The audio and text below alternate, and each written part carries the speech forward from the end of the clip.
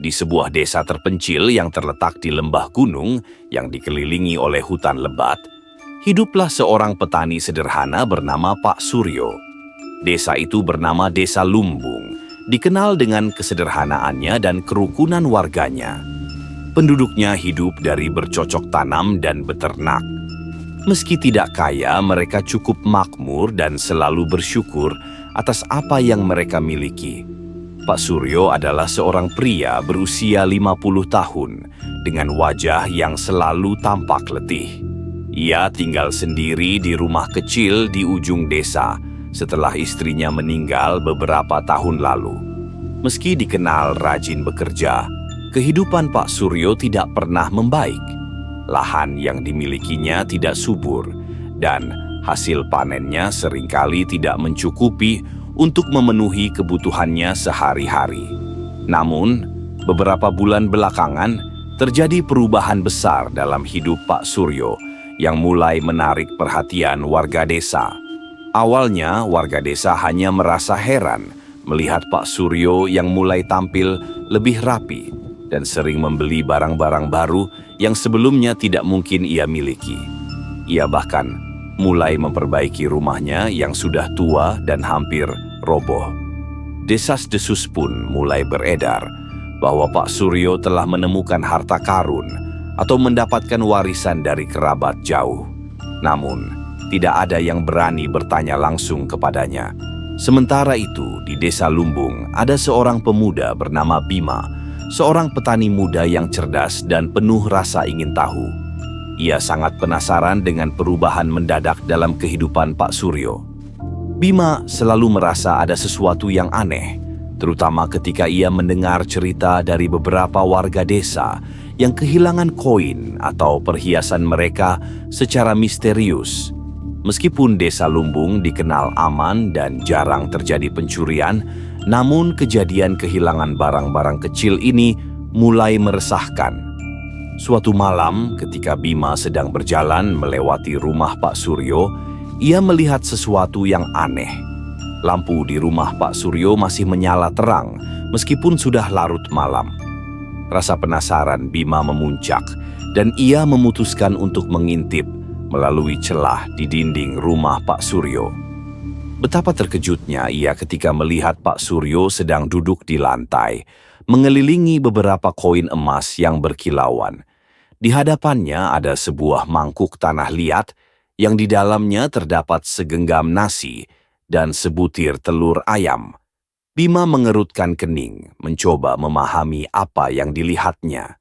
Namun, yang lebih mengejutkan lagi adalah ketika ia melihat bayangan kecil bergerak di sekitar Pak Suryo. Bayangan itu berukuran seperti anak kecil, tetapi wujudnya tidak jelas. Bima menyipitkan matanya, berusaha melihat lebih jelas, namun bayangan itu bergerak terlalu cepat. Bima segera menyadari bahwa ada sesuatu yang tidak wajar. Ia menduga bahwa Pak Suryo mungkin sedang berurusan dengan makhluk gaib. Karena ketakutan, Bima segera pulang dan bertekad untuk mengamati lebih lanjut pada malam berikutnya. Pada keesokan harinya, Bima menceritakan apa yang dilihatnya kepada sahabatnya, Wulan. Wulan adalah seorang gadis yang cerdas dan pemberani. Meskipun mendengar cerita Bima membuat bulu kuduknya merinding, ia tidak ragu untuk membantu Bima menyelidiki lebih lanjut. Mereka berdua sepakat untuk kembali mengintai rumah Pak Suryo pada malam berikutnya. Malam itu, bulan bersinar penuh, menerangi desa dengan cahayanya yang lembut. Bima dan Wulan diam-diam menyelinap ke kebun di belakang rumah Pak Suryo. Mereka bersembunyi di balik semak-semak, mengamati setiap gerakan di dalam rumah.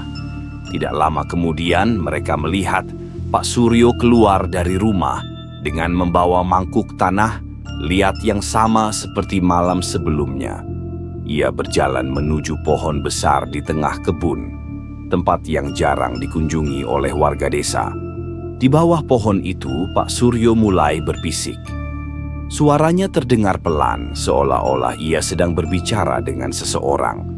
Namun, Bima dan Wulan tidak melihat siapapun di sekitar Pak Suryo. Mereka hanya melihat bayangan kecil yang muncul tiba-tiba, bergerak cepat di sekitar Pak Suryo, dan kemudian berhenti di hadapannya. Bayangan itu mulai tampak lebih jelas. Wulan menahan napas ketika menyadari bahwa bayangan itu adalah sesosok makhluk kecil dengan tubuh hitam legam, kepala botak, dan mata besar yang bersinar dalam gelap. Makhluk itu adalah tuyul, makhluk gaib yang dikenal sebagai pencuri barang berharga milik manusia. Pak Suryo meletakkan mangkuk tanah liat di hadapan tuyul itu dan mulai berbicara dalam bahasa yang tidak dimengerti oleh Bima dan Wulan. Tuyul itu memakan nasi dalam mangkuk dengan cepat, kemudian mengangkat satu koin emas yang diberikan oleh Pak Suryo. Makhluk itu tampak senang dan melompat-lompat kegirangan sebelum menghilang dalam sekejap. Setelah itu, Pak Suryo menghela napas panjang dan kembali ke rumahnya. Bima dan Wulan menunggu sampai keadaan tenang sebelum keluar dari persembunyian mereka. Mereka berdua sangat ketakutan, namun juga merasa harus melakukan sesuatu. Mereka tahu bahwa Pak Suryo telah menggunakan tuyul untuk mencuri barang-barang dari warga desa. Keesokan harinya, Bima dan Wulan segera menemui kepala desa, Pak Sastro. Mereka menceritakan semua yang mereka lihat dan dengar. Pak Sastro, yang awalnya tidak percaya dengan cerita tersebut, akhirnya memutuskan untuk memeriksa sendiri. Ia mengumpulkan beberapa orang yang bisa dipercaya untuk bersama-sama mengintai rumah Pak Suryo pada malam berikutnya. Malam itu, kepala desa dan beberapa warga, termasuk Bima dan Wulan, berkumpul di sekitar rumah Pak Suryo. Mereka bersembunyi di balik pepohonan dan semak-semak, menunggu Pak Suryo melakukan rutinitas malamnya.